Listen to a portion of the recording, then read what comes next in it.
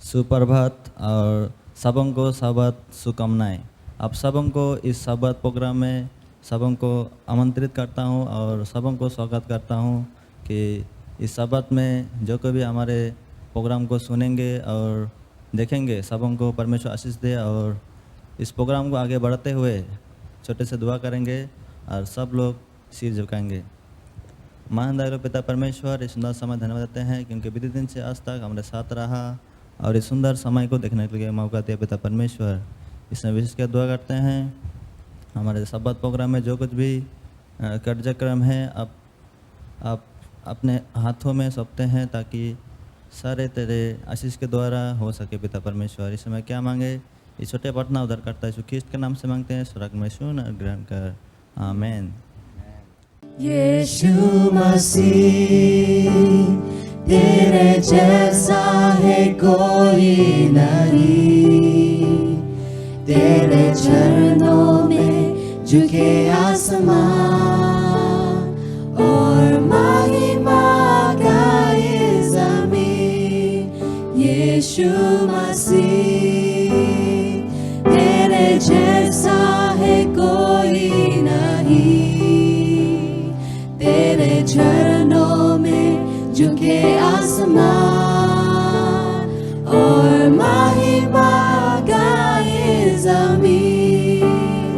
हम गाए हो सना, तू राजा होगा है राजा, तेरी महिमा होए सदा। तू है प्रभु हमारा खुदा, प्यारे पिता, तूने हमसे कितना प्यार किया, हमें पापों से छुड़ाने को अपने बेटे को कुर्बान किया। प्यारे पिता,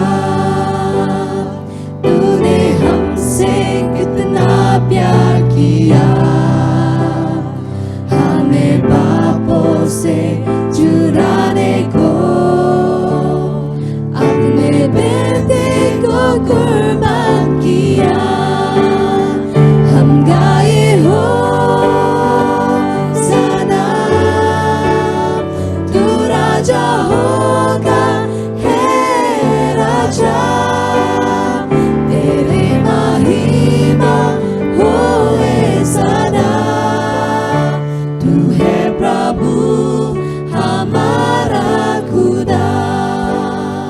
हम गाए हो सदा, तू राजा होगा है राजा, तेरी महिमा होए सदा। तू है प्रभु हमारा खुदा, तू है प्रभु हमारा खुदा। स्तुति आराधना ऊपर जाती है, आशीष लेकर नीचे आती है। स्तुति आराधना ऊपर जाती है, आशीष लेकर नीचे आती है। प्रभु हमारा कितना महान, देखो हमसे करता है प्यार। प्रभु हमारा कितना महान, देखो हमसे करता है प्यार। हालेलू हालेलूया, हालेलू हालेलूया। विनती और प्रार्थना ऊपर जाती है, उत्तर लेकर नीचे आती है। विनती और प्रार्थना ऊपर जाती है, उत्तर लेकर नीचे आती है। प्रभु हमारा कितना महान, देखो हमसे करता है प्यार। प्रभु हमारा कितना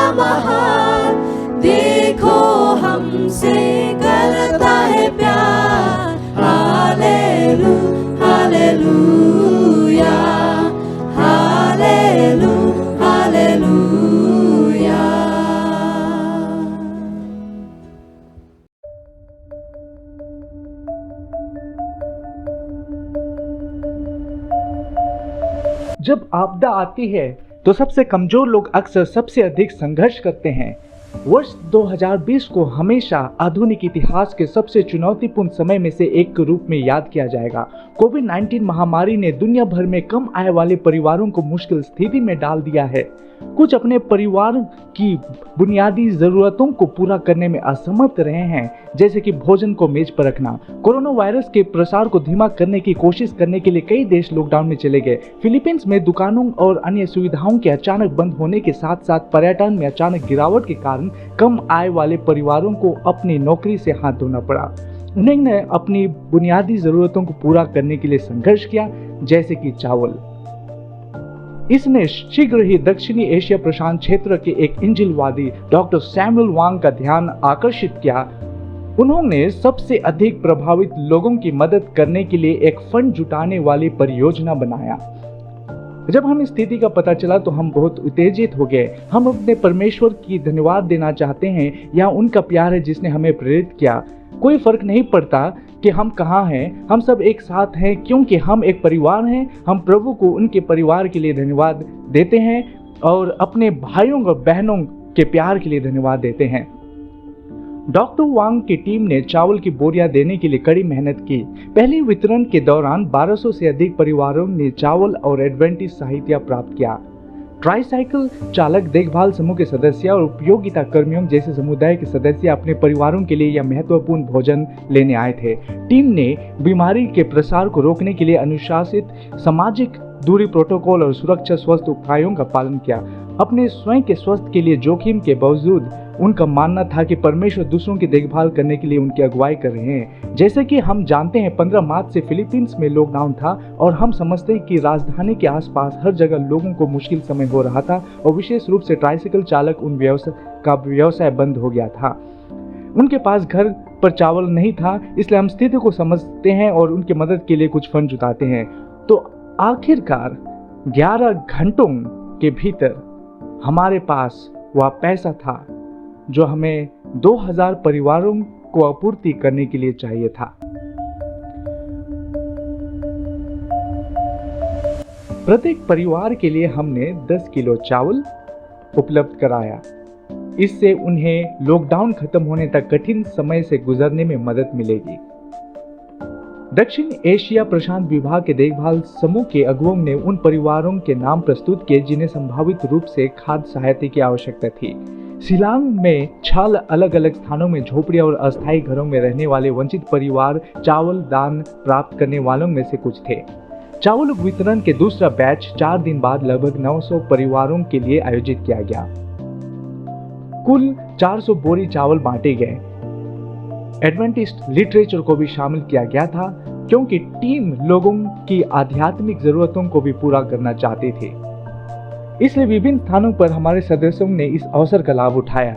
यह सही समय है कि हम वास्तव में लोगों की जरूरतों की सेवा कर सकते हैं और हम केवल यीशु मसीह के कदमों का अनुसरण कर रहे हैं कि उन्होंने अपना समय गरीबों के लिए बिताया, उन्हें चंगा किया और उनकी कठिनाइयों में उनकी मदद की। सेवेंथ एडवेंटिस्ट होने के नाते यही सब कुछ है। एक तिपाहिया चालक के रूप में यह 10 किलो चावल प्राप्त करना हमारे लिए वास्तव में बहुत खास है। मैं आभारी हूँ सेवेंथ एडवेंटिस्ट चर्च से यह उपहार पाकर मैं बहुत ही धन्यवादी हूँ।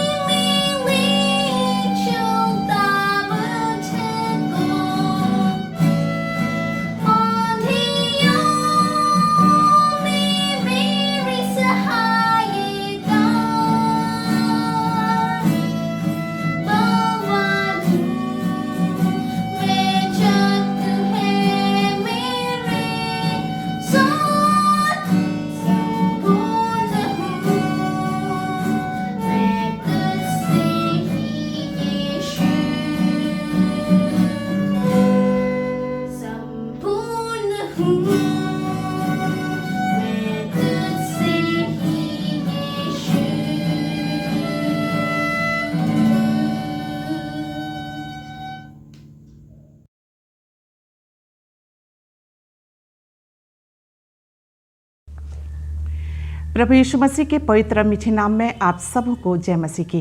आज के हमारे सब स्कूल पाठ के अध्ययन में आप सबों का मैं हार्दिक स्वागत करती हूँ। साथ ही साथ आज हमारे सब स्कूल पाठ के अध्ययन में जो गेस्ट हैं पास्टर आर भारती और पास्टर फ्रैंकलिन फ्रांसिस, मैं आप दोनों का भी तहे दिल से स्वागत करना चाहती हूँ। आइए इससे पहले कि हम अपने सब स्कूल पाठ के अध्ययन में आगे बढ़ें, हम अपनी आंखों को बंद करेंगे और पास्टर आर भारती के साथ दुआ करेंगे। आइए प्रार्थना करें। परमपिता परमेश्वर, इस दुनिया के सृष्टिकर्ता, हमारे मालिक, हम तेरे पास आते हैं, तेरा धन्यवाद देते हैं परमेश्वर कि तूने हम तमाम को अपनी महिमा के लिए परमेश्वर इस्तेमाल करने का ये मौका दिया है।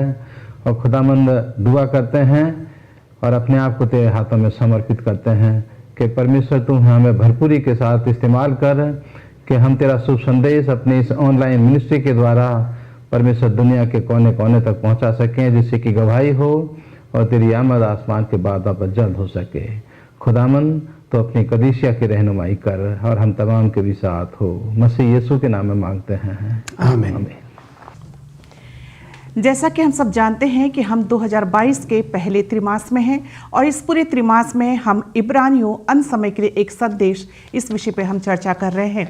आज हमारा पाठ 12 है और आज हम जिस विषय पे चर्चा करेंगे उसका शीर्षक है एक राज जिसे नष्ट नहीं किया जा सकता।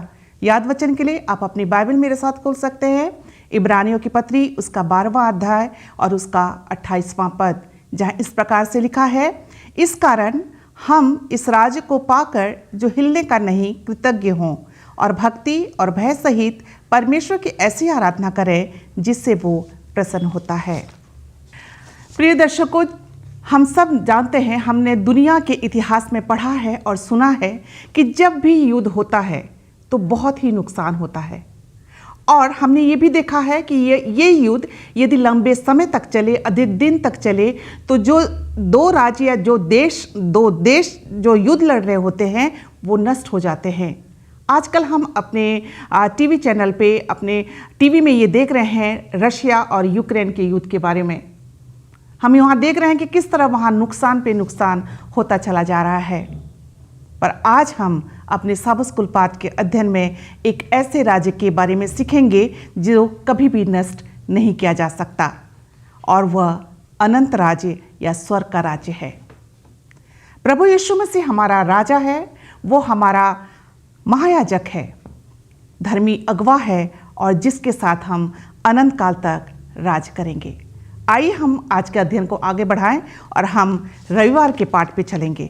और रविवार के पाठ को ध्यान पे रखते हुए, जिसका शीर्षक है आप सियोन की पहाड़ी पर आ गए हैं। पास्टर फ्रैंकलिन के पास चलते हैं और पास्टर फ्रैंकलिन, मैं आपको रविवार के पाठ को ध्यान पे रखते हुए जानना चाहती हूँ कि इब्रानियों 12:22 से 24 में संत पौलुस किस सियोन की पहाड़ी के विषय में बात कर रहा है और वो हमें इससे क्या बताना चाहता है। बड़ा ही अच्छा प्रश्न है। हम रविवार के पाठ में हैं और जिसका शीर्षक है कि आप सियोन की पहाड़ी पर आ गए हैं। आइए, मैं चाहता हूं कि आप मेरे साथ इब्रानियों की पत्री में चलें। इब्रानियों की पत्री उसका 12वां अध्याय और हम उसका 22 से लेकर 24वें पद तक जो है वो पढ़ेंगे।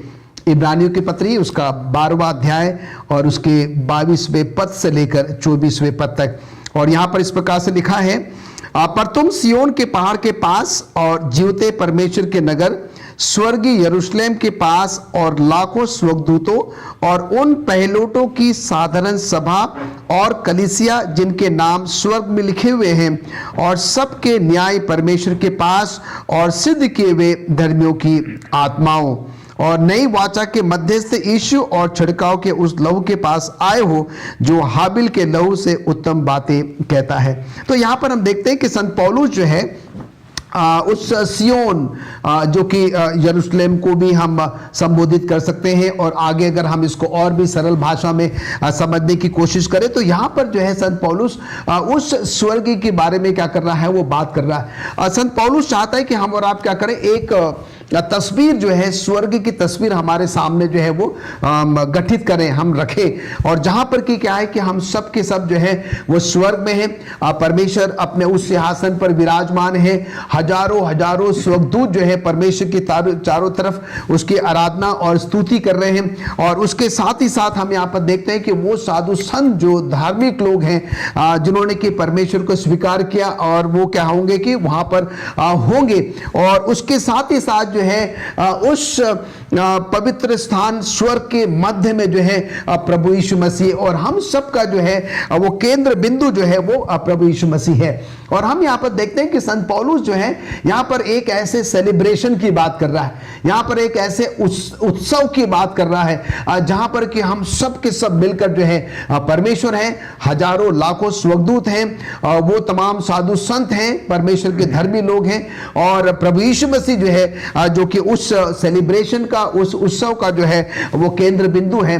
हम सब के सब वहां पर क्या है वो एकत्रित हैं। और आप कल्पना कर सकते हैं कि वहां का जो दृश्य होगा, वहां पर अगर आप अपने आप को पाते हैं तो आप कैसे जो है वो महसूस करेंगे।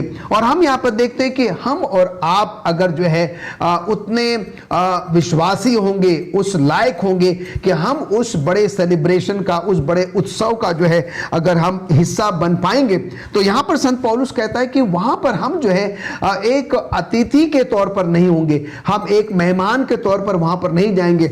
परमेश्वर ने क्या किया, हम सबों को जो है एक पहलौठे का जो है वो अधिकार दिया है। अगर हम बाइबल के इतिहास में जाएं तो हम यहाँ पर देखते हैं कि पुराने नियम में, पुराने जमाने में जो है अगर हम यहूदियों के बारे में जानते हैं तो उनके परिवार में जो पहलोटा हुआ करता था, पहला बेटा जो है पैदा हुआ करता था, उनको जो है एक बहुत महत्व जो है वो दिया जाता था। हर महीने में जो है उनको क्या किया जाता था, महत्व जो है वो दिया जाता था। और उसी प्रकार से संत पौलुस यहाँ पर कहता है कि जब हम उस स्वर्गीय घर में होंगे तो हम जो है एक अतिथि, एक मेहमान की तरह जो है नहीं होंगे, पर हम क्या होंगे, परमेश्वर के उस एक पहलोटे की जो है मानिंद होंगे, जिसने क्या क्या हमें और आपको जो है वो अधिकार वहां पर होने का जो है वो दिया हुआ।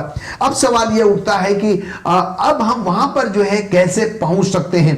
हमने ये तो देखा है कि स्वर्ग में इतना अच्छा सेलिब्रेशन हो रहा है, इतना अच्छा उत्सव जो है मनाया जा रहा है, और अगर मैं और आप वहां का हिस्सा बनना चाहते हैं तो मुझे और आपको संत पौलुस करता है कि हमें और आपको सिद्ध और पवित्र बनने की जो है वो जरूरत है। हमें परमेश्वर की उन आज्ञाओं का पालन करने की जरूरत है।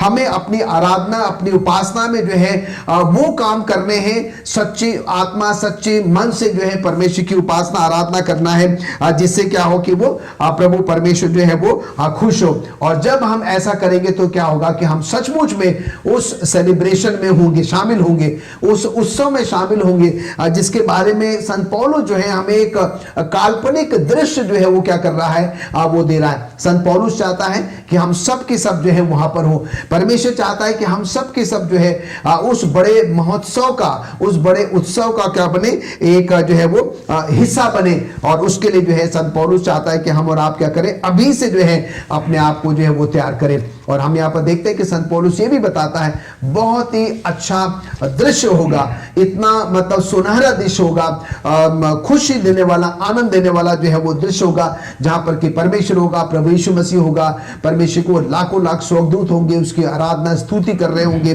और वो साधु संत होंगे, और हम सब के सब जो है वहां पर क्या होंगे, प्रभु परमेश्वर के साथ उस स्वर्ग के सेलिब्रेशन में जो है वो शामिल हो सकते हैं, जहां पर कि परमेश्वर हमारे लिए एक महायाजक के रूप में, एक महान धर्मी अगुवे के रूप में जो है, और वहां पर क्या होगा, हमारी और आपकी जो है वो अगुवाई करेगा। हम और आप क्या करेंगे, उसके साथ उस बड़े महोत्सव में, बड़े सेलिब्रेशन में जो है वो हो सकते हैं। तो अंत में जो है आज के सब स्कूल पाठ के द्वारा जो है संत पौलुस हमें यही बताना चाहता है कि आइए हम और आप क्या करें, उस महान सेलिब्रेशन में शामिल होने के लिए अपने आप को क्या करें, अभी से जो है वो तैयार करें, जिससे कि हम उस महान सेलिब्रेशन में, उस महान उत्सव में जो है वो शामिल हो सके। धन्यवाद देना चाहती हूँ पास्टर फ्रैंकलिन आपके अच्छे विचारों के लिए। आइए हम सोमवार के पाठ में चलेंगे, जिसका शीर्षक है परमेश्वर सभी लोगों का न्यायी। आइए हम पास्टर भारती के पास चलते हैं। पास्टर भारती, सोमवार का पाठ परमेश्वर सभी लोगों का न्यायी, इब्रानियों 12:23 में हम क्या देखते हैं?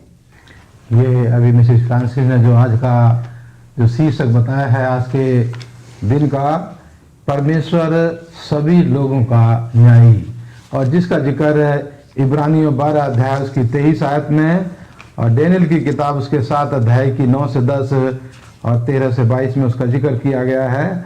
लेकिन मैं कुछ आयतें यहाँ डैनियल की किताब उसके 7वें अध्याय की कुछ आयतों को यहाँ पर पढ़ना चाहता हूँ। डैनियल 7 अध्याय और उसकी 9 आयत से, मैंने देखते देखते अंत में क्या देखा कि सिंहासन रखे गए और कोई अति प्राचीन विराजमान हुआ, और उसका वस्त्र हिमसा उजला और सिर के बाल निर्मल ऊन सरीके थे। उसका सिंहासन अग्नि में, उसके पहिए धधकती हुई आग से दिखाई पड़ते थे। उस प्राचीन के सम्मुख से आग की धारा निकलकर बह रही थी। फिर हजारों हजार लोग उसकी सेवा टहल कर रहे थे और लाखों लोग उसके सामने हाजिर थे। फिर न्यायी बैठ गए और पुस्तकें खोली गईं। ये मैं इस आयत को पढ़ करके आपको बताना चाहता हूं कि ये स्वर्ग का चित्रण जो है यहाँ पर किया गया है, क्योंकि डैनियल की किताब हमें आने वाले भविष्य के बारे में यहाँ पर जानकारी दे रही है, और वो स्वर्ग के उस दृश्य का जिक्र यहाँ पर कर रही है कि जहाँ परमेश्वर जो है अपने सिंहासन पर बैठा है और स्वर्ग के स्वर्गदूत और लोग जो हैं वो उसके सामने खड़े हैं। और जो हेडिंग है आज का कि परमेश्वर सभी लोगों का न्यायी है। परमेश्वर जो है दुनिया के हर एक व्यक्ति का वो न्यायी है, चाहे कोई धर्मी है चाहे अधर्मी है, चाहे कोई अच्छा है चाहे कोई बुरा है, परमेश्वर सब लोगों का न्याय करेगा। और ये जो है ये न्याय जो होने वाला है ये भविष्य के लिए जो है इसका जिक्र किया गया है कि भविष्य में जो है परमेश्वर जो है वो न्याय सिंहासन के ऊपर जो है वो बैठेगा। और इसकी यहाँ पर जो जिक्र किया गया है कि यहाँ जो है वो यहाँ पर उसकी लोग सेवा टहल कर रहे हैं, पुस्तकें खोली गई हैं और लोगों के जीवन के जो विवरण हैं, जो काम हैं, वो जो है उनकी वहाँ पर छानबीन जो है वो हो रही है। तो इसको मैं यहाँ पर इस तरह से बताना चाहता हूँ कि जो नया यरूशलेम है, जो स्वर्ग में यरूशलेम है, उसका जो है यहाँ पर जिक्र किया गया है कि उस स्वर्गीय यरूशलेम में जो है लोगों का न्याय किया जाएगा और कौन वहां पर होगा। और ये जो है मैं यहाँ पर कह सकता हूँ कि ये दृश्य जो है यीशु मसीह के दूसरे आगमन से पहले का चित्रण यहाँ पर किया गया है कि इससे पहले कि यीशु मसीह जो है वो अपने स्वर्गदूतों के साथ अपने दूसरे आगमन पे आए, तो ये जो जांच पड़ताल का जो न्याय है, जो अदालत है, वो आज काम कर रही है कि परमेश्वर जो है अपने सिंहासन के ऊपर बैठा हुआ है और पुस्तकें जो है वो खोली जा रही हैं और लोगों का न्याय जो है वो किया जा रहा है। और ये न्याय जो है खास करके परमेश्वर अपने घर से जो है वो शुरू कर रहा है, यानी कि परमेश्वर जो है वो अपने लोगों का न्याय कर रहा है। जो धर्मी लोग हैं, जो परमेश्वर के विश्वासी लोग हैं, उनका जो है न्याय आज स्वर्ग में जो है वो चल रहा है। और जो यीशु मसीह हैं वो मेरे और आपके लिए परमेश्वर के सीधे हाथ पर खड़े होकर के, दाहिने हाथ पर खड़े होकर के मेरे और आपके लिए जो है सिफारिश कर रहे हैं। और जब किसी धर्मी का नाम जो है वहां पर आता है तो यीशु मसीह उसके लिए अपने पिता परमेश्वर से सिफारिश करते हैं। लेकिन जो हेडिंग है वो यहाँ पर बता रहा है कि परमेश्वर सब लोगों का न्यायी है, लेकिन ये जो अदालत है ये केवल परमेश्वर के घर की अदालत, परमेश्वर के चर्च की अदालत, परमेश्वर के अपने लोगों की अदालत जो है वो चल रही है। लेकिन इसके बाद एक और अदालत होगी जिसमें जो अविश्वासी लोग हैं उनका भी जो है न्याय किया जाएगा। तो यहाँ जो है हम देख सकते हैं कि परमेश्वर महान है और वो सर्वशक्तिशाली है, वो किसी में भेदभाव नहीं करता, वो जो है बिल्कुल सच्चा न्यायी है और अपने वचन के अनुसार वो न्याय करने को जो है वो आज बैठा हुआ है। मेरा और आपका जो केस है वो परमेश्वर की अदालत में कब आएगा ये मैं और आप नहीं जानते हैं, लेकिन एक दिन जो है मुझे और आपको परमेश्वर की अदालत में खड़े होना है। मेरा और आपका न्याय किया जाएगा। जो दुनिया के अविश्वासी लोग हैं उनका भी न्याय किया जाएगा। लेकिन कुछ समय के बाद आज परमेश्वर अपने लोगों का, अपने विश्वासियों का, अपने चर्च का और अपने लोगों का न्याय जो है वो कर रहा है। धन्यवाद देना चाहती हूँ पास्टर भारती आपके बहुत ही अच्छे विचारों के लिए। आइए हम मंगलवार के पाठ पे चलेंगे जिसका शीर्षक है जिस दिन परमेश्वर पृथ्वी और आकाश को हिलाता है। पास्टर फ्रैंकलिन, मैं आपसे जानना चाहती हूँ कि परमेश्वर पृथ्वी और आकाश को कब और क्यों हिलाता है? फिर बड़ा ही अच्छा प्रश्न है कि परमेश्वर क्यों और कब जो है वो पृथ्वी, आकाश और पृथ्वी को जो है वो हिलाता है। हमने रविवार के पाठ में जो है उस स्वर्ग में उस सेलिब्रेशन के बारे में, उस महान उत्सव के बारे में जो है वो पढ़ लिया है कि कैसे संत पौलुस जो है हमें एक काल्पनिक दृश्य जो है वो दिखाकर समझाना चाहता है कि एक दिन ऐसा आएगा कि हम सब के सब क्या है कि उस स्वर्ग घर में होंगे और वहाँ पर परमेश्वर के साथ, प्रभु यीशु मसीह के साथ, उन हजारों लाखों स्वर्गदूतों के साथ जो है और उन संतों के साथ जो है जिन्होंने कि क्या क्या है परमेश्वर की आज्ञा का पालन किया, वो स्वर्ग में होंगे और उस बड़े महोत्सव का जो है एक बहुत बड़ा हिस्सा होंगे। हम देखते हैं कि संत पौलुस जो है इन्हीं बातों को ध्यान में रखते हुए जो है अब वो अपने पाठकों को, अपने लोगों को जो है एक चेतावनी भी जो है वो देना चाहता है और वो ये कहता है कि उस महान सेलिब्रेशन में, उत्सव में शामिल होने से पहले क्या होगा कि हमारे सामने एक ऐसा भी क्या होगा, एक ऐसी भी जो है वो घटना घटेगी और जहां पर कि क्या होगा कि जो आकाश है, जो पृथ्वी है, उसको क्या किया जाएगा, हिलाया जो है वो जाएगा। और इसको जो है और थोड़ा सा बेहतर समझने के लिए मैं चाहता हूं कि हम अपनी बाइबल में जाएंगे और हम इब्रानियों उसका 12वां अध्याय और उसकी 26 और 27वें आयत को जो है वो पढ़ेंगे। इब्रानियों उसका 12वां अध्याय और उसकी 26 और 27वीं आयत यहां पर इस प्रकार से लिखता है, और उस समय तो उसने शब्द ने पृथ्वी को हिला दिया, पर अब उसने ये प्रतिज्ञा की है कि एक बार फिर न केवल पृथ्वी को वरन आकाश को भी हिला दूंगा। और ये वाक्य एक बार फिर इस बात को प्रकट करता है कि जो वस्तुएं दिखाई दी जाती हैं वे सिरजी हुई वस्तुएं होने के कारण टल जाएंगी, ताकि जो वस्तुएं हिलाई नहीं जाती हैं वे अटल बनी रहें। तो यहां पर हम देखते हैं कि संत पौलुस जो है उस घटना के बारे में अपने पाठकों को, हम सब लोगों को जो है वो क्या कर रहा है, आज के इस सब स्कूल पाठ के माध्यम से, मंगलवार के पाठ के माध्यम से जो है ये बताना चाहता है, समझाना चाहता है कि अब जो है वो समय आ गया है कि हम और आप क्या करें कि उसकी समस्त जो है वो आज्ञाओं का जो है वो पालन करें, वो काम करें जो सचमुच में परमेश्वर को क्या है कि पसंद हो, उसको अच्छा लगता है।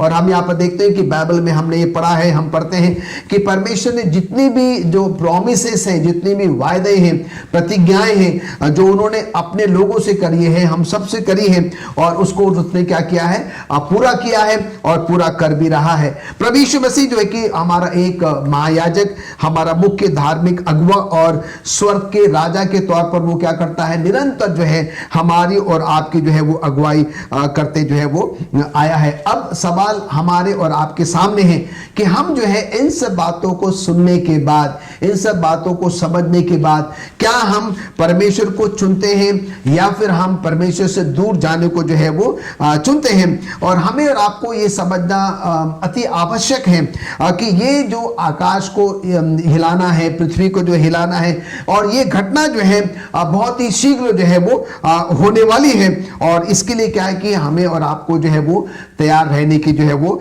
जरूरत है। हम देखते हैं कि एक बहुत ही शक्तिशाली क्या होगा, भूकंप होगा, और जो क्या करेगा, पृथ्वी को और पहाड़ों को भी क्या कर देगा, वो हिला देगा।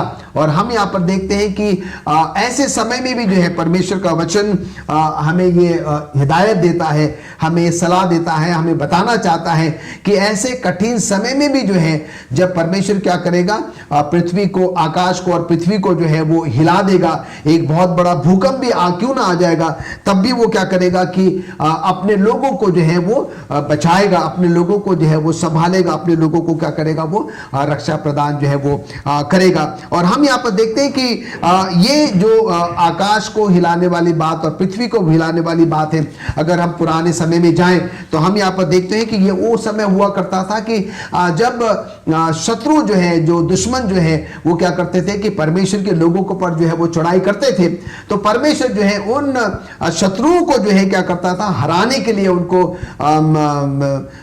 असफल बनाने के लिए क्या करता था, वो इस प्रकार से जो है वो एक बहुत बड़ा भूकंप जो है वो पैदा करता था, जहां पर कि ये लोग क्या है कि नष्ट हो जाया करते थे। और हम यहाँ पर देखते हैं कि संत पौलुस हमें ये भी बात याद दिलाना चाहता है कि अब समय जो है वो ज्यादा दूर नहीं है। जैसे कि पास्टर भारती ने बताया कि अब हम सबों का क्या है कि वो न्याय का समय जो है वो चल रहा है, और हम सब जो है उस दृश्य को जो है वो देखेंगे, जब हमारे हरेक का जो है वो विवरण हमारे सामने किताबें खोली जाएंगी, हमारी सारी बातें जो है वो उजागर होंगी, हमने क्या अच्छा किया है, क्या बुरा किया है, और हम यहाँ पर देखते हैं कि क्या होगा, हम सबको जो है उसका सामना जो है वो करना पड़ेगा। और इससे पहले कि जो है वो कठिन समय आए, और जबकि परमेश्वर क्या करेगा, उस पृथ्वी को और उस आकाश और उस पृथ्वी को जो है वो हिलाएगा, हमारे और आपके पास क्या है कि वो समय है। जैसे परमेश्वर ने क्या किया है, उस बड़े शत्रु शैतान को जो है वो हराया है।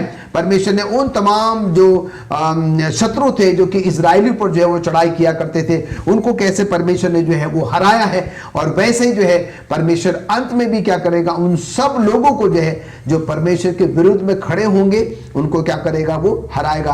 पर एक सवाल अब हमारे पास आता है, क्या हम और आप जो है परमेश्वर की आज्ञाओं को पालन करते हुए उसके पीछे चलने के लिए जो है हम निर्णय लेते हैं, या फिर जो है हम संसार के तरफ जाकर जो है उन तमाम संसारिक मोह माया में, संसारिक चीज़ों में जो है अपने आप को इतना ज़्यादा व्यस्त बना देते हैं, इतने ज़्यादा हम लौलीन हो जाते हैं कि शायद हम ये भी भूल जाते थे कि हमें क्या करना है और क्या नहीं करना है। तो संत पौलुस जो है अपने इन चंद वचनों के माध्यम से जो है हमें और आपको चेताना चाहता है, चेतावनी देना चाहता है, सतर्क और सावधान करना चाहता है।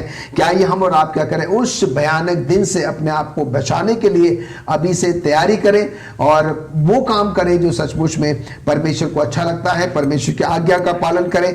और जब हम ऐसा करेंगे तो क्या होगा, सचमुच में जो है हम उस बड़े भूकंप से, उस बड़े जो कि आकाश और पृथ्वी को जो है जब उसको हिलाया जाएगा, उस दौरान भी क्या है कि हम और आप जो है वो सुरक्षित रह पाएंगे। क्यों? क्योंकि ये परमेश्वर का जो है वो वादा है। धन्यवाद देना चाहती हूँ पास्टर फ्रैंकलिन आपके अच्छे विचारों के लिए। और आइए हम बुधवार के पाठ पे चलेंगे जिसका शीर्षक है एक राज जिसे नष्ट नहीं किया जा सकता। पास्टर भारती के पास चलेंगे और पास्टर भारती से जानना चाहेंगे कि इस बुधवार के पाठ में एक राज जिसे नष्ट नहीं किया जा सकता, भजन संहिता 15:5 में किस तरीके से उल्लेख किया गया है। जैसे अभी पास्टर फ्रैंकलिन ने जो है हम तमाम को बताया कि ये दुनिया को हिलाया जाएगा, पृथ्वी और आकाश जो है वो हिल जाएंगे। और ये हम आज भी देखते हैं कि कितने भूकंप इस दुनिया में आते हैं, लेकिन जो ये परमेश्वर की तरफ से जो हिलाने की बात की गई है भविष्य के लिए, आने वाले समय में ये इतना बड़ा भूकंप होगा कि ये दुनिया जिसको परमेश्वर ने अपने हाथ से सिरजा है, ये जमीन और आसमान जो मेरी और आपकी आंखों के सामने है, जो ये वस्तुएं जो आज हम इस दुनिया में देखते हैं, उस बड़े भूडोल से ये तमाम चीजें जो है वो नष्ट हो जाएंगी। लेकिन परमेश्वर और परमेश्वर के लोग जो विश्वासी हैं वो स्थिर रहेंगे, वो बचे रहेंगे, क्योंकि जो परमेश्वर का राज है उसके वही नागरिक हैं जो परमेश्वर में विश्वास करते हैं। और वो किसी भूकंप से, वो किसी भूडोल से उनको जो है नष्ट नहीं किया जा सकता, क्योंकि परमेश्वर उनको दृढ़ रखेगा, परमेश्वर उनको दृढ़ रखेगा। तो ये चित्रण जो है हम आज के परिचय में देखते हैं कि जो प्रकाशित वाक्य की किताब उसके 20 और 21 अध्याय में भी हम इस बारे में जो है हमें बाइबल बताती है। और पहला थिस्सलुनीय उसके 4 अध्याय में भी इन तमाम चीजों का जो जिक्र किया गया है। मैं अपने दर्शकों को पढ़ना चाहता हूं पहला थिस्सलुनीय उसका 4 अध्याय की कुछ आयतें 13 आयत से। हे भाइयों, हम नहीं चाहते कि तुम उनके विषय में जो सोते हैं ज्ञानी रहो। ऐसा ना हो कि तुम दूसरों के समान शोक करो जिन्हें आशा नहीं। क्योंकि यदि हम विश्वास करते हैं कि यीशु मरा और जी भी उठा, तो वैसे ही परमेश्वर उन्हें भी जो यीशु में सो गए हैं उसी के साथ ले आएगा। क्योंकि हम प्रभु के वचन के अनुसार तुमसे ये कहते हैं कि हम जो जीवित हैं और प्रभु के आने तक बचे रहेंगे, सोए हुओं से कभी आगे ना बढ़ेंगे। क्योंकि प्रभु आप ही स्वर्ग से उतरेगा, उस समय ललकार और प्रधान दूत का सब सुनाई देगा, परमेश्वर की तुरही फूंकी जाएगी, और जो मसीह में मरे हैं वे पहले जी उठेंगे। तब हम जो जीवित और बचे रहेंगे उसके साथ बादलों पर उठा लिए जाएंगे कि हवा में प्रभु से मिले हैं। तो ये भविष्य का जो है यहाँ पर चित्रण किया गया है, जो यीशु मसीह के दूसरे आगमन से पहले का यहाँ वर्णन किया गया है कि जब यीशु मसीह का दूसरा आगमन होगा तो वो लोग जो यीशु मसीह में विश्वास करते हुए सो गए हैं उनको जो जीवित किया जाएगा। वो उस बड़े भूडोल से वो नाश नहीं होंगे। और उसके बाद जो मसीह में विश्वास करते हुए लोग हैं, जीवित हैं, वो भी जो है परमेश्वर के वचन के अनुसार दृढ़ रहेंगे और वो जो है बदल करके यीशु मसीह के साथ आसमान पर जाएंगे। तो यहाँ यीशु मसीह के दूसरे आगमन से पहले की घटनाओं को जो है यहाँ पर जिक्र किया गया है। यीशु मसीह के आगमन के दूसरे आगमन के बाद जो चीजें होने वाली हैं उनका भी जो है यहाँ पर जिक्र किया गया है। और ये जो परमेश्वर का राज है, ये वो राज है जो यीशु मसीह के दूसरे आगमन के बाद परमेश्वर जो है अपने लोगों को अपने साथ स्वर्ग में लेकर के जाएगा।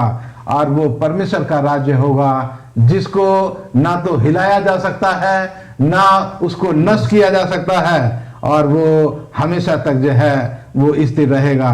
तो पौलुस रसूल भी जो है वो हमारे लिए बताता है इब्रानियों 12 अध्याय के 28 में कि हमारे पास एक ऐसा राज्य जो हिलाया नहीं जा सकता, और डैनियल भी जो इसका जिक्र करता है।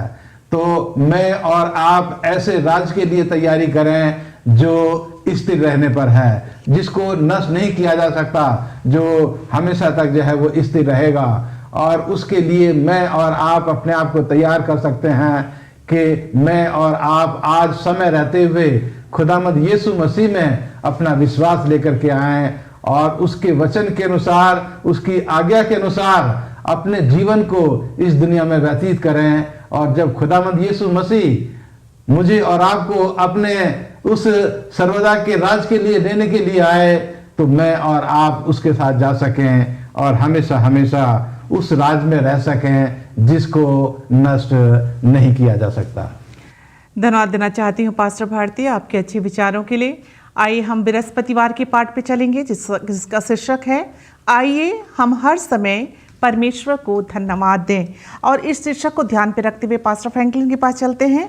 पास्टर फ्रैंकलिन, मैं आपसे जानना चाहती हूँ कि हमें परमेश्वर की उपासना या परमेश्वर की आराधना किस प्रकार से करनी चाहिए जिससे परमेश्वर प्रसन्न हो।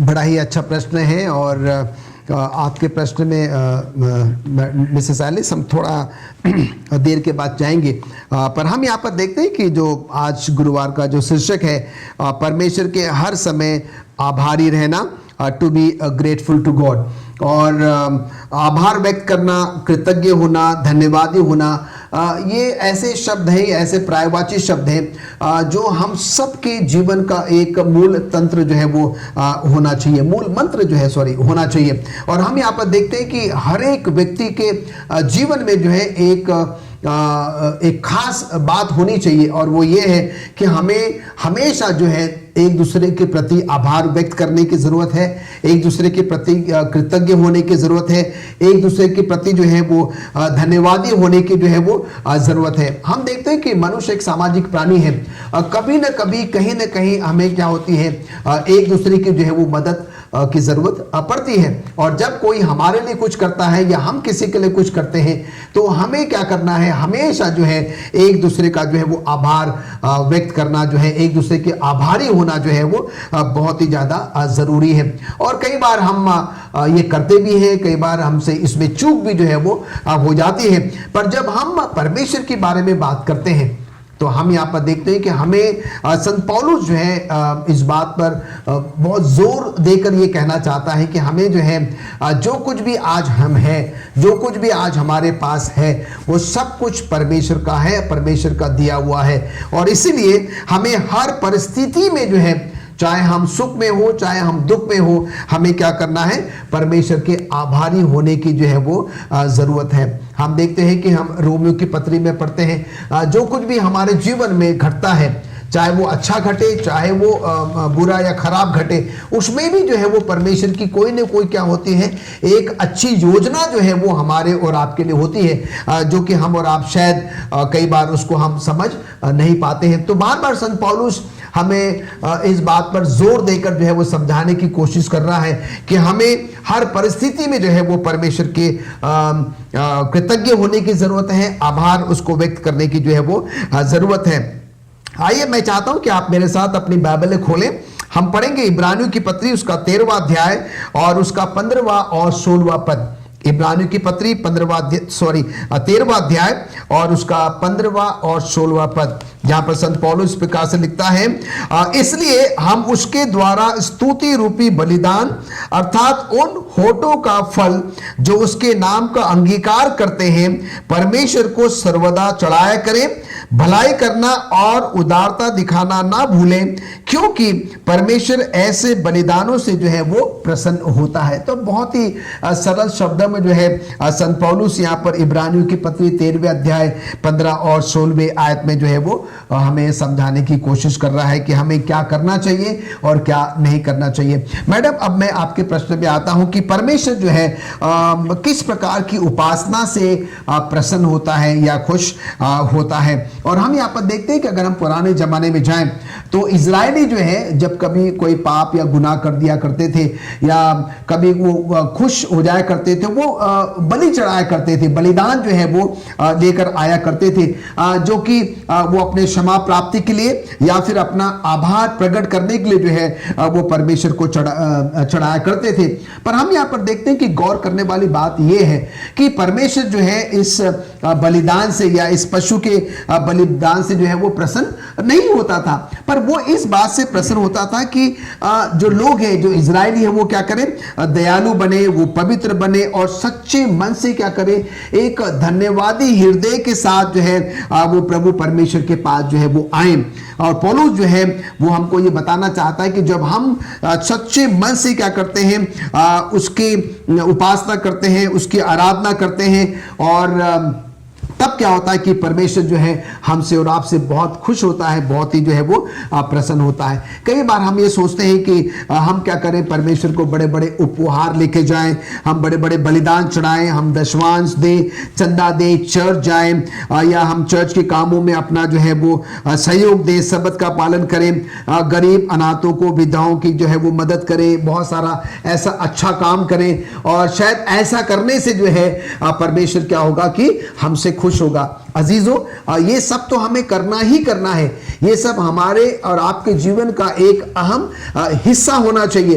पर इन सब के बावजूद भी जो है परमेश्वर जो है हमारे उस आत्मा और सच्चाई की आराधना से जो है वो खुश होता है। कई बार हम जो है अपने अपने कलीसिया में होते हैं, चर्चेस में होते हैं, और हम फिजिकली तो जो है शारीरिक रूप से तो हम चर्च में बैठे होते हैं, पर मानसिक रूप से जो है हम अपने सोच विचार ख्यालों में जो है कहीं और भटके होते हैं।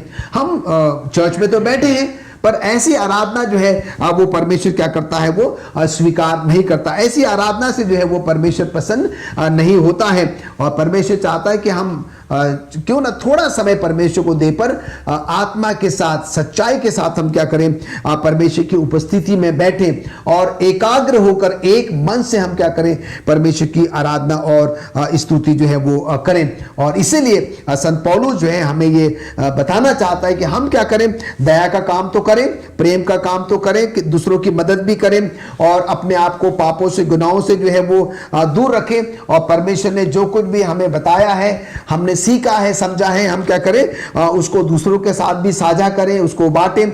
और सबसे बड़ी बात जो है परमेश्वर का जो है वो आज्ञा का पालन भी करें। और ये सब हमें क्या करना है, निस्वार्थ करना है। अगर हम जब ये सब कुछ करते हैं और अगर हम एक स्वार्थी मन से करते हैं, हमारे मन में अगर इसके पीछे कोई स्वार्थ है, तो अजीजों इस बात को हमें समझने की जरूरत है कि ऐसी उपासना, ऐसी आराधना जो है परमेश्वर बिल्कुल भी क्या करेगा, अस्वीकार नहीं करेगा। परमेश्वर चाहता है और संत पौलुस के मार्फत परमेश्वर हमें जो है ये बताना चाहता है कि वो कैसे आराधना उपासना स्वीकार करता है। ऐसी आराधना जो हम क्या करें, सच्चे मन से, सच्चे हृदय से जो है बड़े डर और बड़े भक्ति के साथ क्या करें, उसके सम्मुख आए।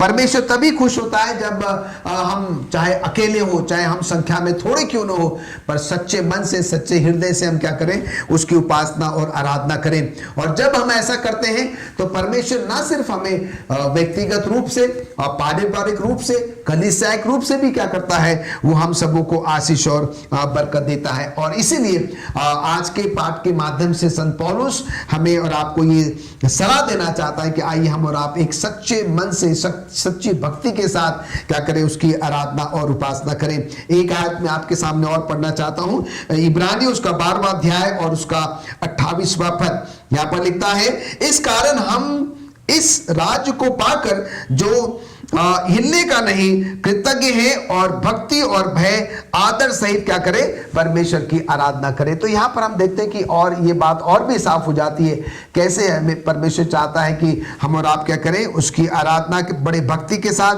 बड़े भय के साथ। भय का मतलब यहां पर तात्पर्य है आदर के साथ हम क्या करें, उसकी आराधना और उपासना करें। और जब हम ऐसी आराधना उपासना करेंगे तो सचमुच में परमेश्वर हमारी आराधना उपासना से बहुत बहुत खुश होगा और हम सबों को बहुत बहुत ऐसे आशीष और बरकत देगा। धन्यवाद देना चाहती हूँ पास्टर फ्रैंकलिन आपके अच्छे विचारों के लिए।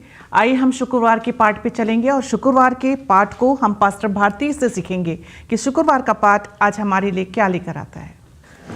जो हमारे आज का पर्चा है उसका आखिरी जो हिस्सा है उसके बारे में मैं थोड़ा सा अपने दर्शकों को बताना चाहता हूं। जैसे अभी जिक्र किया पास्टर फ्रैंकलिन ने कि इस दुनिया में रहते हुए जो लोग परमेश्वर की आराधना सच्चे मन और सच्ची नीयत से, सच्ची आत्मा में जो उसकी आराधना आज इस दुनिया में कर रहे हैं, परमेश्वर उनको लेने के लिए अपने दूसरे आगमन पर जो है वो उनको लेने के लिए वो तैयार है। और जब खुदावंद यीशु मसीह जो है दूसरे आगमन पर आएंगे तो वो अपने उन सच्चे लोगों को जो उसकी आराधना सच्चे मन से और दिल से करते हैं, उनको वो लेकर के आसमान के बादलों पर चले जाएंगे।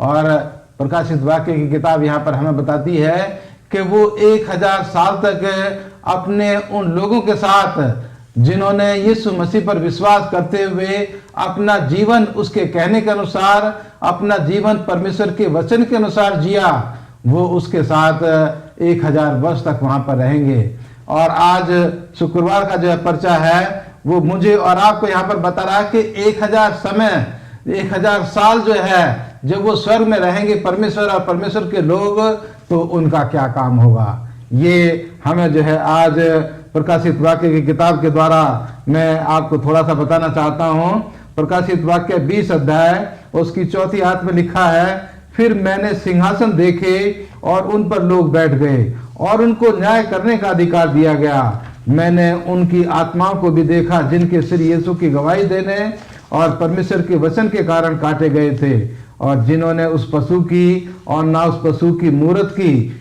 पूजा की थी और ना उसकी छाप अपने माथे और हाथों पर ली थी। वे जीवित होकर मसीह के साथ 1000 वर्ष तक राज करते रहे।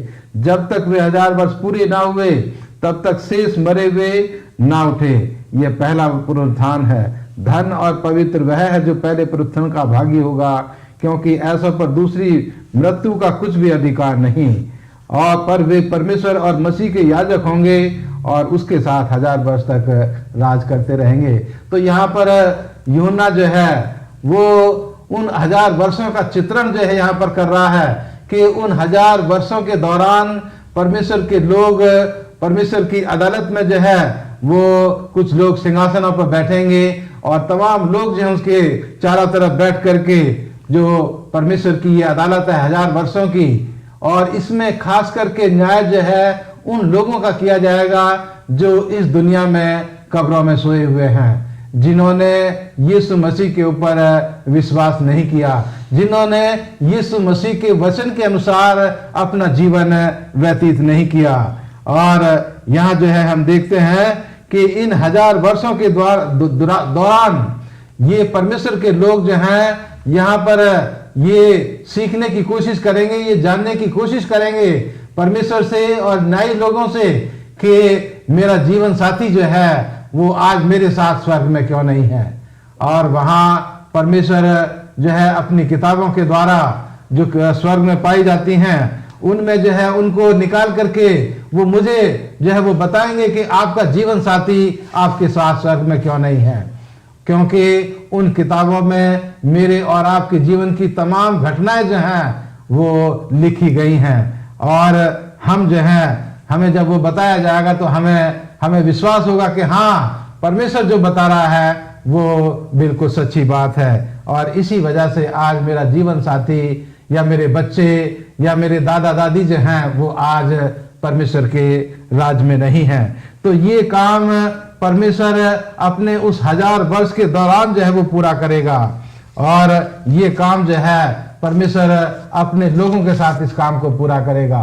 और खास करके यहाँ बताया है ये अगर मैं यहूदा की किताब उसके पहले अध्याय की 6ठी आयत को पढ़ूं तो यहाँ लिखा है, फिर जिन स्वर्गदूतों ने अपने पद को स्थिर ना रखा वरन अपने निज आस्थान को छोड़ दिया, उसने उनको भी उस भीषण न्याय के दिन के लिए अंधकार में जो सदा काल के लिए है बंधना में रखा है। यानी कि प्रकाशित वाक्य में इसका जिक्र थोड़ा सा किया गया है कि उस 1000 वर्ष के दौरान परमेश्वर और परमेश्वर के लोग उन स्वर्गदूतों का भी न्याय करेंगे जो शैतान के साथ इस पृथ्वी पर गिरा दिए गए।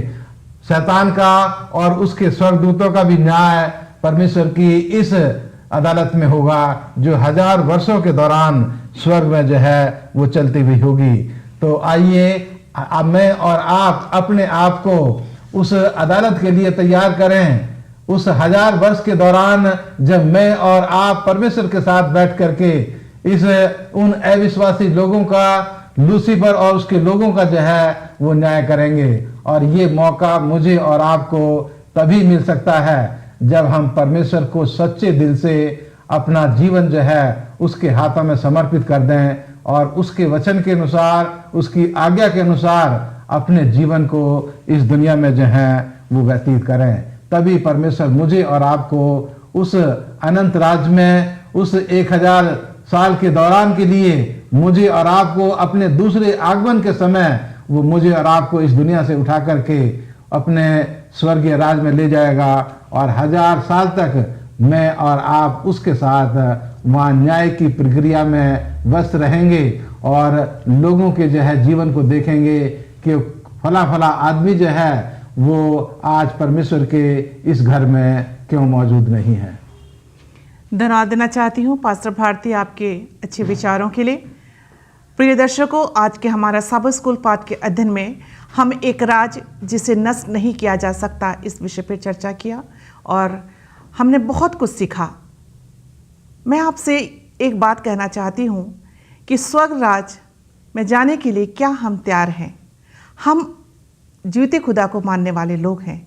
हमारा यीशु हमारा राजा है, हमारा महायाजक है, हमारा धर्मी अगवा है जिसके साथ हम अनंत काल तक राज करेंगे। लेकिन अनंत काल के उस राज्य में जाने के लिए क्या हम तैयार हैं? यदि नहीं तो आज ही हम अपने आप को तैयार करें, अपने परिवार को तैयार करें, अपने आसपास के लोगों को तैयार करें, अपने कलीसिया के लोगों को तैयार करें। दुनिया के हर एक लोग जो नहीं जानते इस बात को कि हमारा खुदा जिंदा खुदा है, हमारे वचन को नहीं जानते, उन लोगों को तैयार करें ताकि हर एक लोग परमेश्वर के उस राज में जाने के लिए तैयार हो सकें। परमेश्वर के उस राज्य में हर एक लोग दिख सकें। कहीं ऐसा न हो कि हमारे कामों के कारण, कहीं ऐसा न हो कि हम ऐसा काम न करें जिससे हम परमेश्वर के उस राज्य में जाने के लिए वंचित हो जाएं। परमेश्वर हम सबको आशीष और बरकत दे। उम्मीद करती हूँ आज का हमारे सबक स्कूल पाठ का अध्ययन हम सबों के लिए आशीष का कारण रहा होगा। इससे पहले कि हम अपने सबक स्कूल पाठ के अध्ययन को ख़त्म करें, आज जो हमारे मेहमान थे पास्टर आर भारती और पास्टर फ्रैंकलिन फ्रांसिस, मैं आप दोनों को तहे दिल से धन्यवाद देती हूँ। आइए हम अपने साबो स्कूल पाठ के अध्ययन को ख़त्म करें, अपनी आंखों को बंद करें और पास्टर फ्रैंकलिन फ्रांसिस के साथ दुआ करें। आइए प्रार्थना करें। स्वर्गीय पिता परमेश्वर, हम धन्यवाद देते हैं आज के साबो स्कूल पाठ के अध्ययन के लिए। और आज हमने प्रभु बहुत कुछ सीखा है। हमने उस अनंत राज्य के बारे में सीखा है जिसको कि नष्ट नहीं किया जा सकता, जिसको कि बर्बाद या तबाह नहीं किया जा सकता, जो कि हमेशा हमेशा युगान युग जो है वो स्थिर बना रहेगा। और वो प्रभु आपका पवित्र स्थान स्वर्ग है। आज हमने ये भी सीखा है कि हम चाहते हैं कि हम सब के सब उस स्वर्गीय घर में प्रवेश करें, पर प्रभु आपने हमको ये भी सिखाया है कि उसके लिए हमें अभी से तैयारी करनी होगी। हमें वो जीवन यापन करना होगा जिससे कि सचमुच में आप प्रसन्न हो। हमारी जो आराधना है, हमारी जो उपासना है, ऐसी होनी चाहिए प्रभु जिससे कि आप प्रसन्न हो।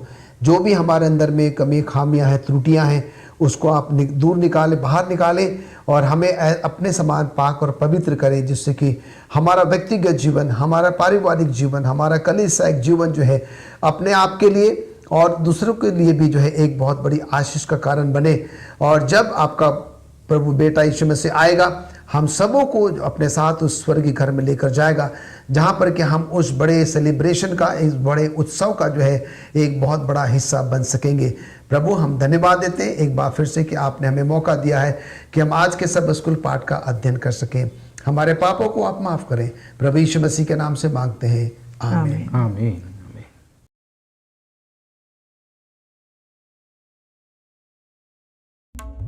परमेश्वर को प्रथम रखना कठिन हो सकता है।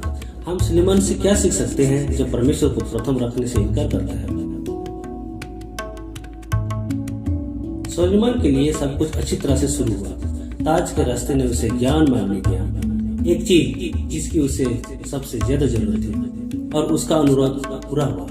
और परमेश्वर ने भी उसे आशीर्वाद दिया कि वो शासन करे। धन, स्वास्थ्य और समृद्धि समय के साथ साथ सुलेमान का ज्ञान भी बदल जाता है। उसने अपनी बुद्धि का उपयोग युक्ति संगत बनाने के लिए करने लगा, जबकि उसने परमेश्वर द्वारा स्थापित कई कानूनों को तोड़ा। प्रभु के घर में सुलेमान ने जबरन श्रम का इस्तेमाल किया, जैसे कि वह सबसे कुशल लग रहा हो। अपने शत्रुओं से शांति स्थापित करने के लिए सुलेमान ने कई अन्य राष्ट्रों के राजकुमारियों से शादी की। सुलेमान ने अपनी पत्नियों के देवताओं को अपने राज्य में उनका स्वागत करने के तरीके के रूप में बदल दिया। सुलेमान ने अपनी पत्नियों के लिए मंदिर से 3 गुना बड़ा महल बनवाया।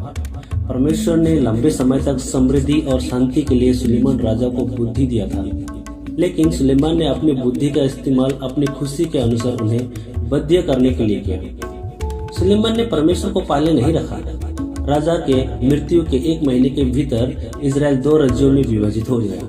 आज अत्यधिक बुद्धिमान लोग अभी भी परमेश्वर के कानूनों को तोड़ने के तर्कसंगत बना रहे हैं, और परमेश्वर के अन्य लोगों को दशवांश देने की आवश्यकता है। ईश्वर को प्रथम रखने का अर्थ है उनके वचन को सभी पहलुओं में गंभीरता से लेना और उसका पालन करना। प्यार करने वाले माता पिता के निर्देशों का पालन करने वाले बच्चे की सादगी शायद उनके लिए सबसे अच्छी मार्ग है। परमेश्वर स्वास्थ्य, धन और समृद्धि के दरवाजे खोलने के लिए तैयार है, हमारे जीवन के लिए उनकी योजनाओं के अनुसार।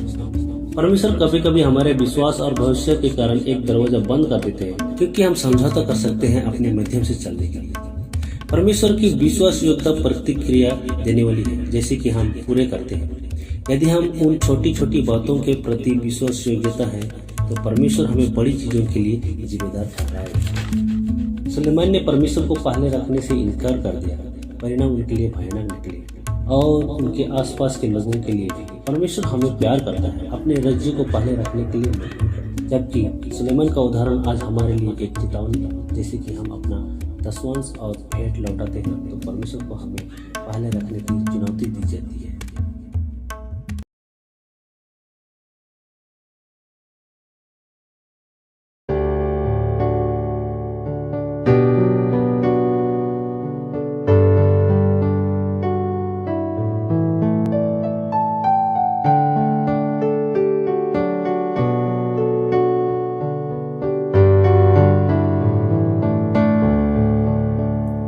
प्रभु तू है सुन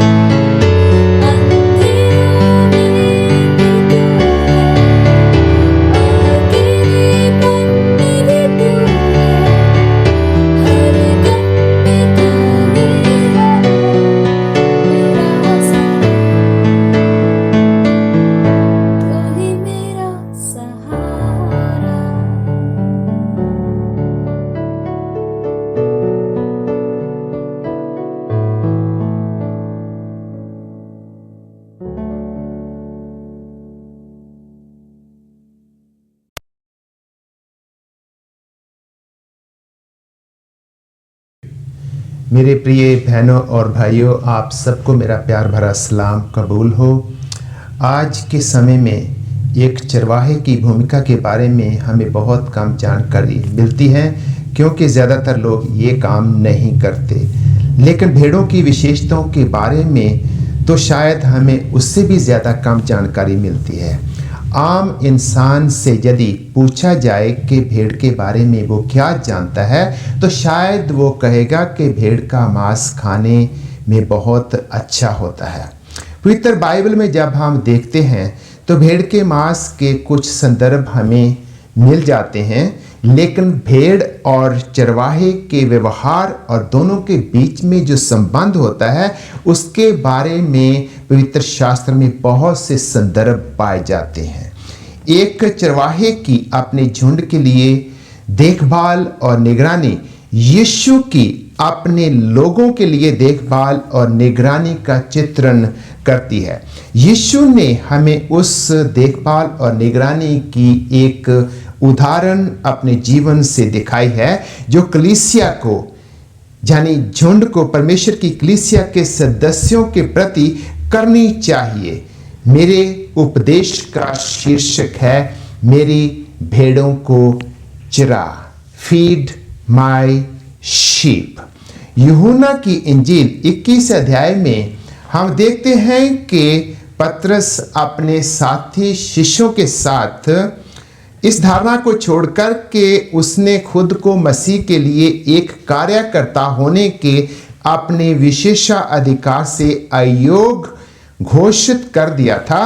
वह मछली पकड़ने के अपने पुराने व्यवसाय में लौट गया। वह अपने जीवन में उस मुकाम पर आ गया था जिसमें उसने सोचा कि अगर वो काम नहीं कर सकता जो उसे वास्तव में करना चाहिए था, तो कम से कम वह वो काम तो कर सकता था जो वो करना जानता था। कभी कभी हम सब ऐसे काम में लग जाते हैं जिसके लिए प्रभु यीशु मसीह ने असल में हमें नहीं चुना।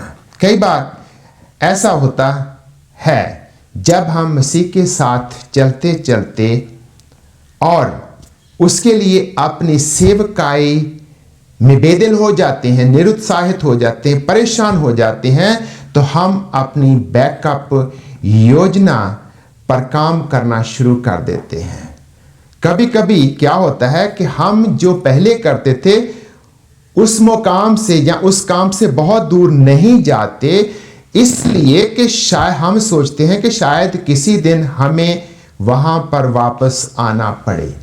यूहन्ना की इंजील 21 अध्याय में हम पढ़ते हैं कि यीशु पतरस से फिर वहीं मिलता है जहां वो पहले हुआ करता था। वह वही काम कर रहा था जो वो पहले किया करता था, और यीशु उसे याद दिलाता है कि उसे क्या बनने और क्या करने के लिए उसने चुना था।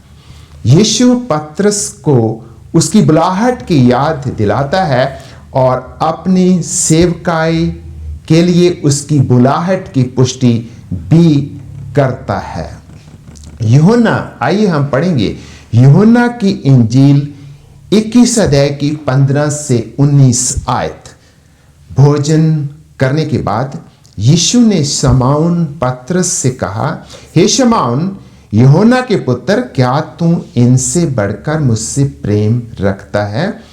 उसने उससे कहा, हाँ प्रभु, तू तो जानता है कि मैं तुझसे प्रीत रखता हूं।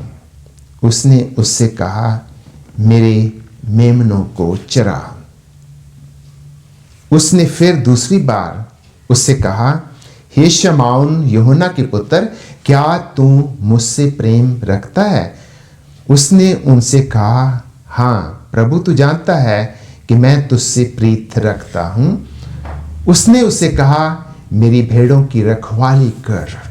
17 आयत में उसने तीसरी बार उससे कहा, हे शमौन यूहन्ना के पुत्र, क्या तू मुझसे प्रीत रखता है? पतरस उदास हो गया कि उसने तीसरी बार ऐसा कहा था, क्या तू मुझसे प्रीत रखता है? और उससे कहा, हे प्रभु, तू तो सब कुछ जानता है कि मैं तुझसे प्रीत रखता हूं। यीशु ने उससे कहा, मेरी भेड़ों को चरा। 18 आयत में प्रभु कहते हैं, मैं तुझसे सच सच कहता हूं कि जब तू जवान था तो अपनी कमर बांधकर जहां चाहता था वहां फिरता था, परंतु जब तू बूढ़ा होगा तो अपने हाथ फैलाएगा और कोई दूसरा तेरी कमर बांधकर जहां तू ना चाहेगा वहां तुझे ले जाएगा। उसने इस बात से संकेत दे दिया था कि पतरस कैसी मृत्यु से परमेश्वर की महिमा करेगा, और यह कहकर उससे कहा, मेरे पीछे हो ले। यीशु यहां पर स्पष्ट रूप में पतरस की एक चरवाहे के रूप में पुष्टि कर देते हैं, जिसकी प्राथमिक जिम्मेदारी परमेश्वर की भेड़ों की देखभाल करना होती है। जितनी जरूरी सुसमाचार का प्रचार करने की आज्ञा है, उतनी ही जरूरी पतरस की भूमिका एक चरवाहे के रूप में थी। यीशु ने कहा, मेरी भेड़ों को चरा। और उसकी भेड़ें कौन हैं? हम सब। ऐसे कई कारण हैं कि यीशु अपने लोगों की तुलना भेड़ों से करता है। आज से ही भेड़ और पशुपालन ने परमेश्वर के लोगों के जीवन में एक बहुत ही अहम भूमिका निभाई है। भेड़ें पालना पृथ्वी के पहले परिवार के व्यवसाय में एक था, और यह परमेश्वर के लोगों के बीच मसीह के समय तक चल रहा था। उन्हें चरवाहों की भूमिका और भेड़ों के व्यवहार संबंधी विशेषताओं की अच्छी समझ थी। आज के अनुसंधान भेड़ के व्यवहार की कुछ अनूठी विशेषताओं में अंतर्दृष्टि प्राप्त करने में हमारी मदद करते हैं। क्या हैं उनकी विशेषताएं? भेड़ें पालतू बनाने वाले पहले जानवरों में से एक है। भेड़ें सभी जानवरों में सबसे अधिक रक्षाहीन हैं। वो अपने आप को बचा नहीं सकती, और यह उन्हें शिकारियों के लिए बहुत ही कमजोर बनाती है। भेड़ें स्वाभाविक रूप से डरी हुई रहती हैं और अंधेरी जगह में नई वस्तुओं और लोगों के साथ सहज नहीं हो पाती। शिकारियों के खिलाफ भेड़ का एकमात्र बचाव एक साथ झुंड में रहना होता है। यह एक ऐसा व्यवहार है जो वह काम वो उम्र में ही, छोटी उम्र में ही सीख लेती हैं, और इसलिए एक दूसरे पर और अपने चरवाहों पर बहुत ज्यादा निर्भर रहती हैं। भेड़ें सामाजिक प्राणी हैं और कंपनी या संगत में रहने की लालसा रखती हैं। वे स्वभाव से अनुयायी होती हैं, इतना कि वे खतरे और विनाश भरी अवस्था में भी एक दूसरे का अनुसरण करती हैं। भेड़ों को पालन करने की अनुमति दी जानी चाहिए और मवेशियों के साथ उन्हें नहीं चलाना चाहिए। भेड़ जो अकेली है या तो खो गई है या फिर वो बीमार है। किसी भी हालत में इसे चरवाहे के ध्यान की जरूरत होती है। स्वस्थ मेमने सक्रिय होते हैं और अच्छी तरह से भोजन करते हैं। स्वस्थ भेड़ों को हमेशा अच्छी भूख लगती है और भूख ना होने पर भी वह खाती रहती हैं। जब हम भेड़ों की इन बुनियादी विशेषताओं पर विचार करते हैं तो हमारे लिए यह समझना आसान हो जाता है कि यीशु ने पतरस और चर्च को अपने झुंड, अपनी चरागाह के लोगों की देखभाल करने और उन्हें चराने या खिलाने के लिए क्यों नियुक्त किया है। परमेश्वर के लोग रक्षाहीन और असुरक्षित हैं। शिकारी हमेशा खोई हुई, अकेली, भटकी हुई या बीमार भेड़ों की तलाश में रहते हैं। वे उन भेड़ों की तलाश करते हैं जो दूसरों से कटी हुई होती हैं और फिर वो उन्हें झुंड से दूर ले जाने की कोशिश करते हैं। जब वे झुंड से अलग हो जाती हैं तब वे शिकारियों के लिए मांस बन जाती हैं। यह वास्तव में खोई हुई भेड़ या अकेली भेड़ है जिसके बारे में प्रभु विशेष रूप से चिंतित हैं। यह वे लोग हैं जो भेड़ के बाड़े की परिधि पर हैं, जिन्हें झुंड के करीब लाने की आवश्यकता है। भविष्यवक्ता यशाया नबी कहता है कि हम सब भेड़ों की नाई भटक गए हैं, इसलिए हमें परमेश्वर के झुंड में वापस आने की जरूरत है। भेड़ की मेदता यानी उसकी असुरक्षित भावना चरवाहे की भूमिका को परिभाषित करती है। पवित्र बाइबल हमें बताती है कि यीशु ने जब भीड़ को देखा तो उन पर तरस खाया, क्योंकि वह उन भेड़ों की तरह थे जिनका कोई चरवाहा ना हो। संत पौलुस रसूल ने यीशु की उदाहरण का अनुसरण करते हुए परमेश्वर के झुंड की देखभाल की और एफिसस में चर्च के पादरियों को यह कहते हुए नियुक्त किया। आइए मेरे साथ हम पढ़ेंगे प्रेरितों के काम पुस्तक उसका 20 अध्याय की 28 और 29 आयत। इसलिए अपनी और पूरे झुंड की चौकसी करो। हम सबको बोल रहा है वो, जिससे पवित्र आत्मा ने तुम्हें अध्यक्ष ठहराया है कि तुम परमेश्वर की कलीसिया की रखवाली करो, जिसे उसने अपने लहू से मोल लिया है। मैं जानता हूं कि मेरे जाने के बाद फाड़ने वाले भेड़िए तुम में आएंगे जो झुंड को ना छोड़ेंगे। परमेश्वर के लोगों और कलीसिया के अगुओं की भूमिका दोनों का वर्णन करने के लिए पौलुस एक पासबानी की भाषा का उपयोग करता है। जहां एक अध्यक्ष या अगुआ वह है जिसके पास दूसरी भेड़ों की जिम्मेदारी है।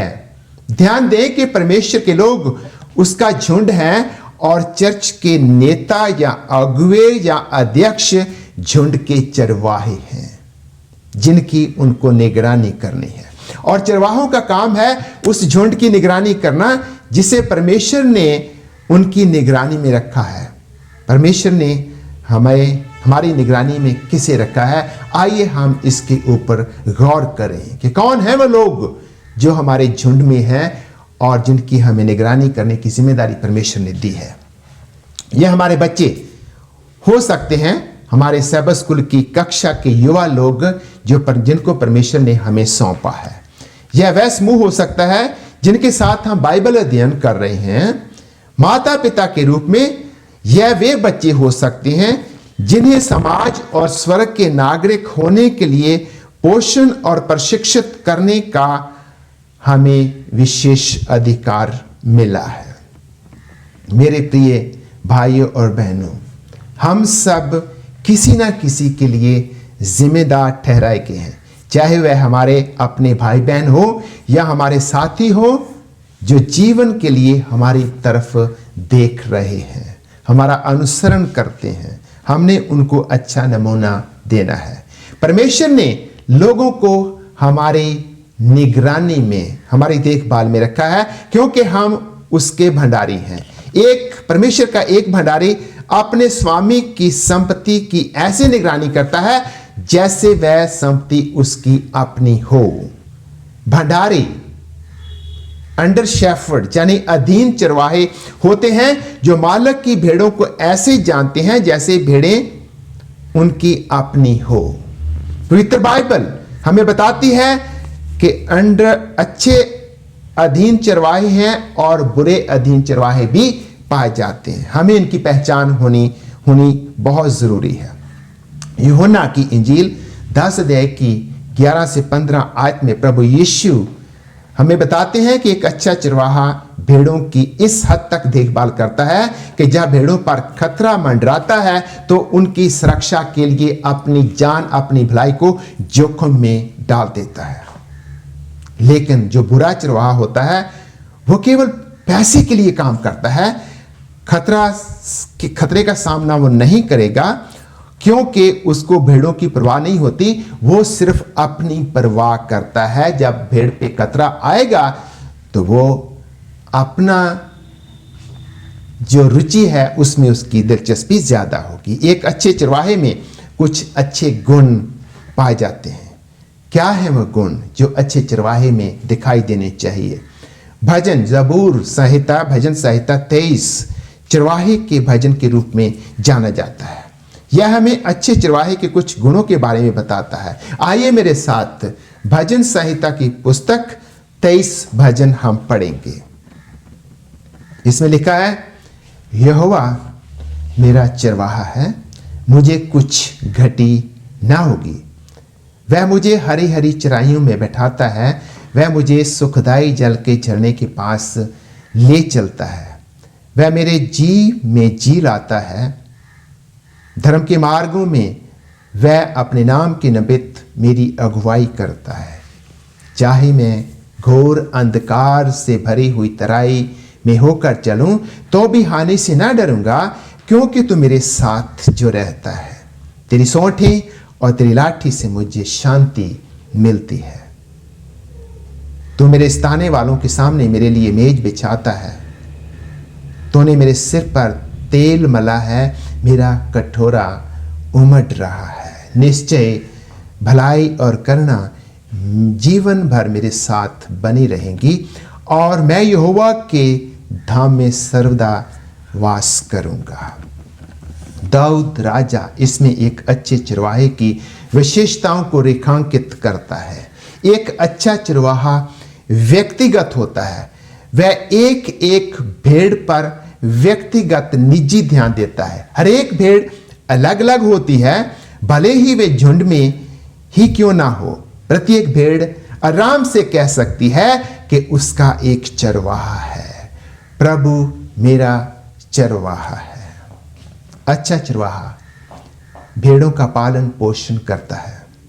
वह उनको सब कुछ प्रदान करता है जिसकी भेड़ों को जरूरत होती है, क्योंकि वे भेड़ों की जरूरतों पर ध्यान देता है।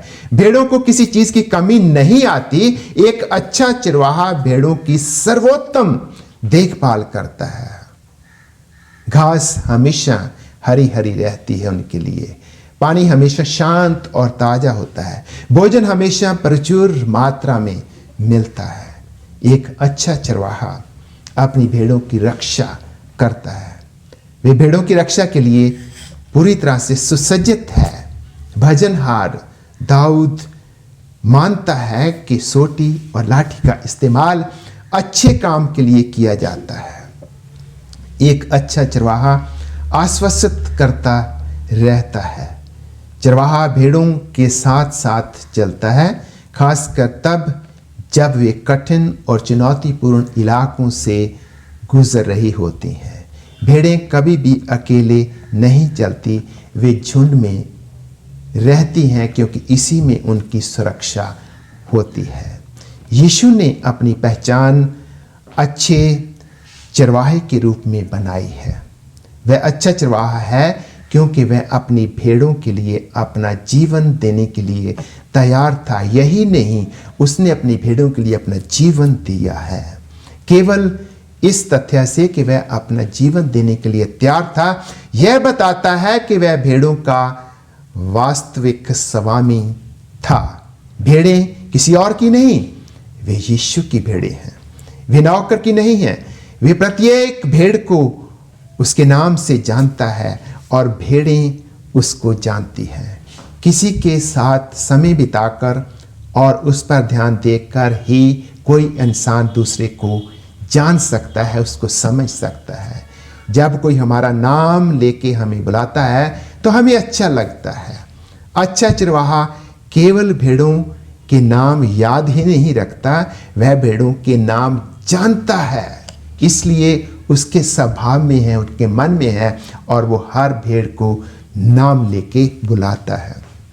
यीशु हमें प्रत्येक को व्यक्तिगत रूप से जानता है और हमारी दुर्बलताओं को समझता है। वह हम सबको नाम से जानता है। वह उस घर को भी जानता है जिस घर में हम रहते हैं।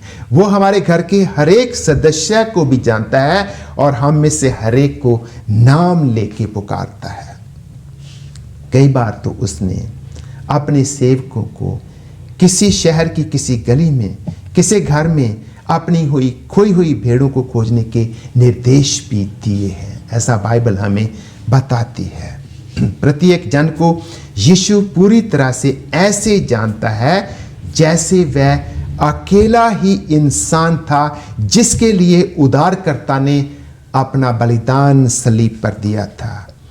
हर एक की हालत उसके हृदय को छू जाती है। सहायता की पुकार उसके कान तक पहुंचती है। वह सब मनुष्यों को अपनी ओर खींचने आया था। वह उनसे कहता है, मेरे पीछे हो लो, और उसकी आत्मा उनके दिलों पर उन्हें अपने पास लाने के लिए आकर्षित करती है। वे खोए हुए को ऐसे खोजता है जैसे केवल वही एक भेड़ थी जो खो गई थी और जिसको ढूंढने के लिए वो इस जहान में आया था। भेड़ों के लिए यह जवाबदेही कुछ हद तक हम सब की बनती है कि हम प्रभु यीशु मसीह का अनुसरण करें और उसकी भेड़ों की निगरानी करें। लूका की इंजील 15 अध्याय की 4 आयत में यीशु पूछते हैं हम सबको, तुम में से कौन है जिसके पास 100 भेड़ें हों और उनमें से एक खो जाए, तो 99 को जंगल में छोड़कर उस खोई हुई को जब तक मिल ना जाए खोजता रहे। स्पष्ट रूप में यह अपेक्षा की जाती है कि चरवाहा भेड़ के पूरे कोटे से कम किसी भी चीज से संतुष्ट नहीं होगा। उसको पूरी 100 की 100 चाहिए, 99 नहीं। इसलिए वो एक को खोजने जाएगा।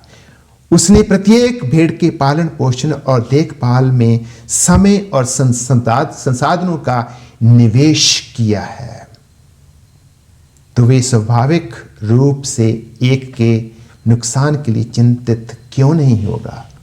वह धीरे से भेड़ को घर लेके आता है। फिर लूका 15 अध्याय की 5 और 6 आयत में यीशु कहते हैं, जब वह भेड़ मिल जाती है तब वह बड़े आनंद से उसे अपने कंधों पर उठाता है और घर में आकर मित्रों और पड़ोसियों को बुलाता है और कहता है, मेरे साथ आनंद करो क्योंकि मुझे अपनी खोई हुई भेड़ मिल गई है। भेड़ें तभी सुरक्षित होती हैं जब वे झुंड के अन्य सदस्यों के साथ रहती हैं। भेड़ को समुदाय की जरूरत होती है। समुदाय में ही उनका पालन पोषण और देखभाल की जाती है। अच्छा चरवाहा एक मजबूत समुदाय का, एक मजबूत झुंड का निर्माण करता है ताकि भेड़ें उसमें सुरक्षित महसूस करें। यीशु का मिशन खोई हुई भेड़ों को खोजना और उनको बचाना था। चुंगी लेने वाले जक्कई के विषय में प्रभु यीशु मसीह ने कहा, आज इस घर में उद्धार आया है क्योंकि यह भी इब्राहिम का पुत्र है, क्योंकि मनुष्य का पुत्र खोए हुओं को ढूंढने और उनका उद्धार करने आया है। 15 अध्याय मत्ती की इंजील 15 अध्याय की 24 आयत में वह स्पष्ट रूप से कहता है कि उसे इस्राएल के घराने की खोई हुई भेड़ों को छोड़ मैं किसी के पास नहीं भेजा गया।